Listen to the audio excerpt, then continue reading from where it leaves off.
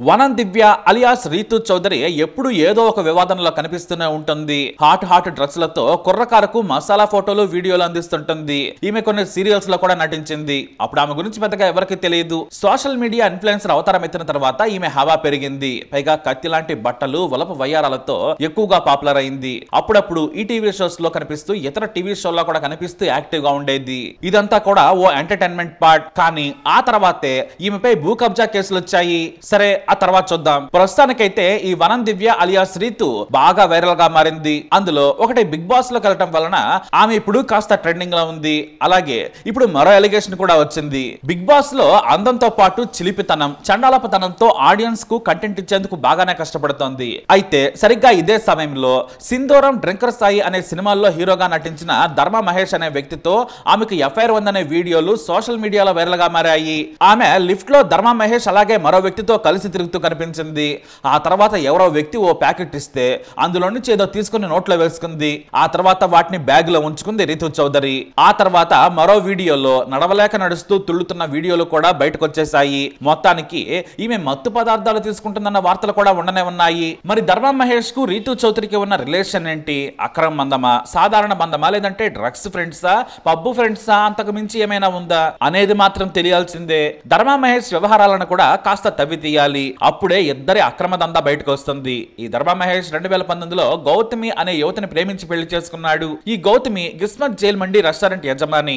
వీరికి 2023లో ఓ కొడుకు పుట్టాడు. అయితే కొద్ది రోజుల క్రితం మరో యువతితో అక్రమ బంధం పెట్టుకున్న నా భర్త నన్ను వేధిస్తున్నాడు, నా వ్యాపారం మీద బ్రతికే అతను నన్ను హింసిస్తున్నాడు, నా వ్యాపారాన్ని లాక్కోవాలని చూస్తున్నాడని గౌతమి ఆరోపించింది. అదనపు కట్నం కోసం తన భర్త వేధిస్తున్నాడంటూ ఆమె పోలీసులకు ఫిర్యాదు చేసింది. అయితే అప్పుడు మాత్రం ఆమె మీడియా ముందు కానీ పోలీసుల ముందు కానీ తన భర్త అక్రమందం డీటెయిల్స్ గురించి పూర్తిగా చెప్పలేదు. ఆమె పేరు కూడా వెల్లడించలేదు. అయితే చాలా వ్యూహాత్మకంగా ఈ Rithu Chowdary Bigg Boss house లోకి వెళ్ళిన తర్వాత వీడియోలను బయట పెట్టింది. కానీ నా భర్తతో ఉన్న యువతి రీతు చౌదరి అని మాత్రం చెప్పలేదు. వీడియోలు అయితే పెట్టేసింది. కానీ ఇప్పుడైతే మొత్తం బట్టబయలు చేసేసింది. తన భర్త రీతుతో అక్రమందం పెట్టుకున్నాడని ఆరోపిస్తోంది. సాక్ష్యాలను కూడా షేర్ చేసేసింది. రీతు చౌదరి గురించి నేను ధర్మ మహేష్ ను నిలదీయడం వల్లే నన్ను దూరం పెడుతున్నాడేమో అని ఆమె ఆరోపించారు. అయితే చాలా ఏళ్లుగా రీతు చౌదరి ధర్మ మహేష్ మధ్య వ్యవహారం సాగుతోందని ఆమె చెబుతోంది. ఎందుకంటే రీతు చౌదరితో కలిసి ధర్మ మహేష్ చట్టాపట్టాలు వేసుకుని తిరుగుతున్న వీడియోలనే సాక్ష్యంగా చూపిస్తుంది ఆమె. ఇవి 2023 నాటి సీసీ కెమెరా వీడియోలు, ఫోటోలు. అలాగే ఆమె కొన్ని స్క్రీన్ షాట్స్ ని కూడా షేర్ చేశారు. సరిగ్గా గౌతమి గర్భం దాల్చిన సమయంలో ఈ ధర్మ మహేష్ రీతు చౌదరితో అక్రమందం పెట్టుకున్నాడని ఆరోపించింది గౌతమి. ఆనాటి వీడియోలను బయట పెట్టింది. మరి ఇంత జరుగుతున్నా ధర్మ మహేష్ మాత్రం పెద్దగా స్పందించడం లేదు. ఇప్పుడు Rithu Chowdary Bigg Boss season 9 లో జోరుగా ఎంజాయ్ చేస్తూ గేమ్స్ ఆడుతోంది. పైకి అమాయకంగా కనిపించే రీతు చౌదరి ఇలాంటి వివాదాల్లో ఉండటం ఆమెకు చాలా కామన్. ఇప్పుడు రీతు చౌదరి ధర్మ మహేష్ తో ఉన్న వీడియోలు వైరల్ గా మారాయి. అయితే ఆమె నిజంగానే అక్రమందం పెట్టుకుందా లేదా అనేది తేలనుంది. ఈ విషయంపై బలంగా వాదిస్తోంది గౌతమి. ఆధారాలు కూడా చూపిస్తోంది. ఓ యువతి వల్ల నా జీవితం నరకంలో నెట్టివేయబడింది, నా కొడుకు సంతోషాన్ని, నా జీవితాన్ని లాగేసుకుందంటూ గౌతమి ఆరోపణలు చేస్తున్నారు. మరి రీతు నిజంగానే డ్రగ్స్ తీసుకుందా అనేది పోలీసులు ఎంటర్ అయితే కానీ అసలు విషయం బయటపడదు. ఇక వీడియోలలో వాళ్ళిద్దరూ కలిసి తిరుగుతూ ఉన్నారు. పైగా డ్రగ్స్ తీసుకొని తూలుతూ కనిపిస్తుంది రీతు. ఇక రీతు చౌదరి విషయానికి వస్తే ఈ రీతుకి ఆల్రెడీ పెళ్లైపోయింది. ఎంత సీక్రెట్ గా పెళ్లి చేసుకుందో అంతే పబ్లిక్ గా విడాకులు కూడా తీసుకున్నామని చెప్పేసింది కూడా. వాస్తవానికి సెలబ్రిటీలంతా ప్రతి ఏటా జరుపుకునే బర్త్డేలకే నలుగురిని పిలిచి రచ్చరచ్చ చేస్తూ ఉంటారు. కానీ రీతు చౌదరి మాత్రం పెళ్లి దొంగతనంలా చేసుకుంది. చీమకుర్తి శ్రీకాంత్ అనే రియల్ ఎస్టేట్ వ్యాపారితో సహజీవనం చేసిన రీతు చౌదరి ఆ తర్వాత కొన్నాళ్లకు పెళ్లి చేసుకుంది. ఎంత త్వరగా ప్రేమించిందో పెళ్లి చేసుకుందో మళ్ళీ అంతే త్వరగా విడిపోయింది. ఆ తర్వాత శ్రీకాంత్ కి సంబంధించిన 700 కోట్ల స్కామ్ లో రీతు పేరు కూడా చాలా గట్టిగానే వినిపించింది.